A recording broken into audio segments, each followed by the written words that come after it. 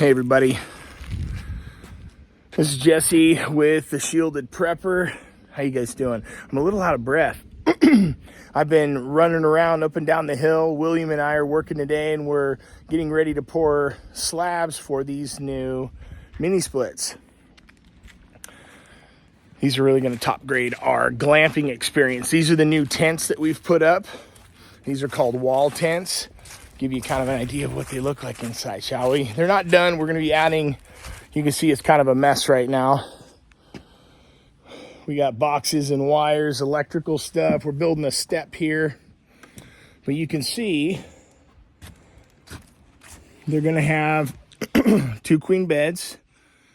So those are queens. And you have about 2 feet in the middle. So this is a really nice camping experience. And we're putting a wall in front of here. It's going to be a storage rack, but instead of having, a door with a window, we're going to have a wall set. I'll show you that. But yeah, just end tables and, coffee and all the things that you'd want to see in a glamping tent. I want to show you what we got going on over here. Borders the creek right here.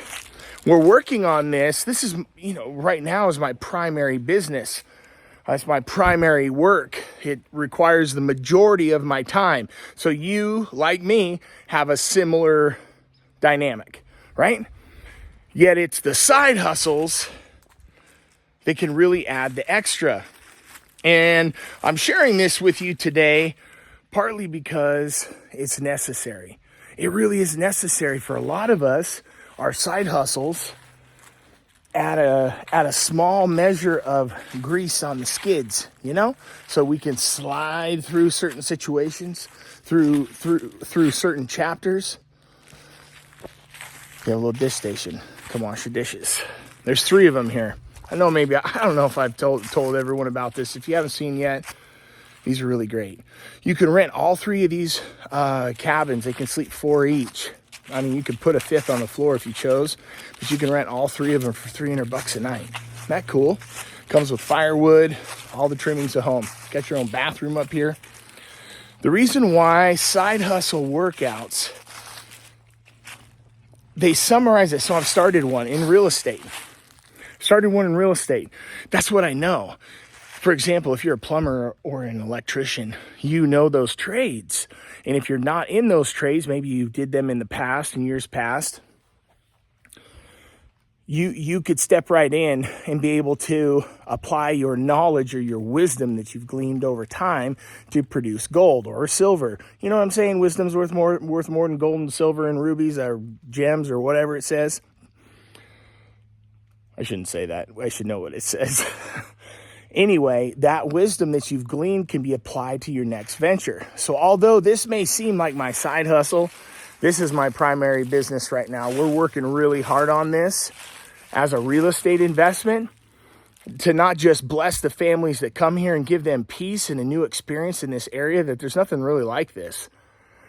That's really cool. And that's our primary business. Real estate right now has become my side hustle.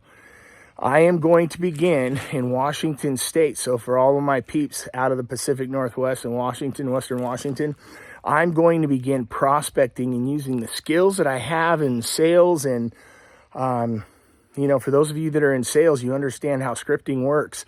Scripting it's like teaching a tradesman a specific technique or skill towards a particular task. So instead of wiring a panel, we're looking to help people interested in buying and selling homes, how to get them there and cause the least amount of pain, the most amount of joy, and give them the easiest experience, because many of them have to buy and sell, just like you have to hire a plumber, right?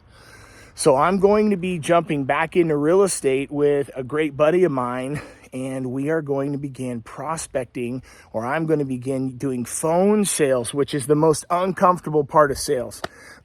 Gosh, it's the rejection, it's the no's. And oftentimes it's the business that produces the most amount of no's that produce a great opportunity. So for me, I'm jumping back into scripted phone sales. So for example, what I'm looking to achieve is to build great relationships, because I'm excellent to work with, and I know many of you are probably really great at what you do. And I intend on offering a great service to those that require it. And sometimes we've got to do uncomfortable things to get to an opportunity. So this side hustle, I'm going to be prospecting through canceled, expired listings, canceled listings, and for sale by owner listings. Any real estate agents out there, you know about these? I've done these in years past, and they're the most uncomfortable because they're upset their homes didn't sell. Maybe they expired and they were on the market too long. Maybe they were overpriced. Maybe there's something wrong with the home. Maybe it was a market issue, location, condition, right? Yet they find themselves, they're expired, they're canceled, they're frustrated with their agents. They had a poor experience, maybe with a transaction that went to the end and failed to close. And you're going to call them and ask them to list with you now or meet with you. That's a pretty big ask. So it requires great tenderness and skill to ask great questions, or we call scripting. So to get back to really what I was looking to achieve with this conversation is, if you have knowledge and skill in a certain fine precision point, look to that. If you're not utilizing something that you're very gifted at, and you know that it's a time that you're going to require some increase or some additional margin, I'd look to the things that are a little uncomfortable, like making YouTube videos. You know what I'm saying? It is an effort, and if you saw my thumbnail, it had my really ripped chest on there. Did you see that? That's what I look like with my shirt off. Really ripped.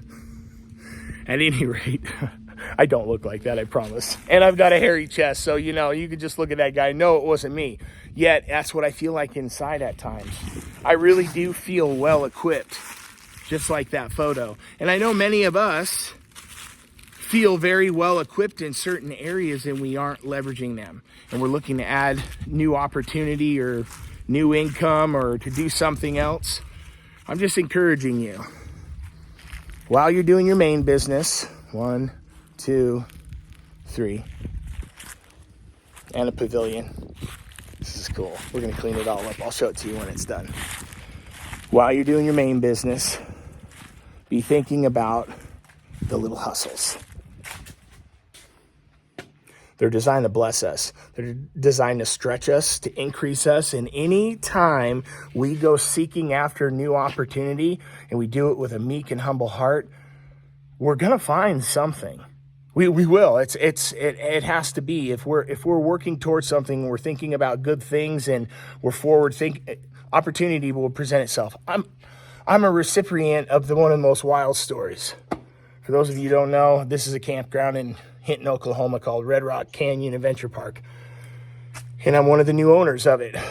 My business partner and I, Bud, purchased it a year ago, and we're working on some of our glamping tents. And we're talking about side hustles and how even right now, as great as this is, it requires a side hustle more than ever. And I'm going back into something that I'm confident in, that I have wisdom in, that I don't necessarily desire to do. And right now it's required for that grease that helps slide through life. You know what I'm saying? You guys, shields up, give yourself permission, talk with your spouses, have a contingency plan. Maybe it's not required for now, maybe it's for later. Talk about what would you do if you lost your work? What could you do? What could you do together? Maybe that's a conversation, or maybe it's a buddy of yours. Start small. See if you guys work out. Gals, you know what I'm saying? Appreciate you guys. Keep your shields up. Be very aware with your spiritual and your physical ears and eyes right now. It's an important time to be alive. Appreciate you. Bless you. Jesse's out.